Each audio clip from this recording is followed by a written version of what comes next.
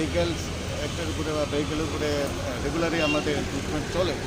এর মধ্যেও আজকে 2-3 দিন ধরে প্লাস আগামী আরও কয়েকদিন এটা জারি থাকবে যে শহরে দেখা যাচ্ছে নতুন করে যে সিট বেল্ট ইউজ করছে না, যেখানে অ্যাক্সিডেন্ট খুব বাড়ছে এবং মানুষের লাইফ সেফটি জীবন নিয়ে প্রশ্ন।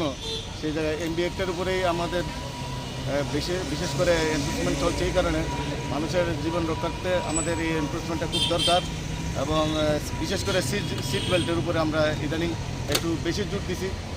সিট বেল্টে অনেকটা অ্যাক্সিডেন্ট হইলেও অনেকটা নিজে সেফটি থাকা যায়, তার জন্য সেফটি বেল্টের উপরে একটা জোর দেওয়া হয়েছে। পাশাপাশি ট্রাঙ্ক অ্যান্ড ড্রাইভিং এবং রং পার্কিং, তাছাড়া ওই যে মূল্যবান কাগজপত্র যেমন ইন্স্যুরেন্স, পলিউশন, এগুলো আমরা দেখছি পাশাপাশি।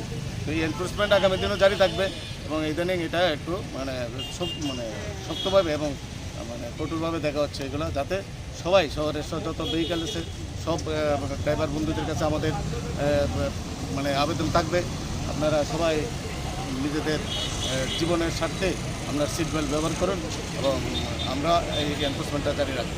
সহযাত্রীদের কি সিট বেল্টের প্রয়োজন? অবশ্যই যেখানে যেখানে প্রভিশন আছে, যে গাড়ির মধ্যে যে প্রভিশন আছে, যদি পাশে ড্রাইভারের পাশের যে সিটে তার যদি সিট বেল্ট থাকে অবশ্যই সে সিট বেল্ট ব্যবহার করবে, থাকতে লাগবে।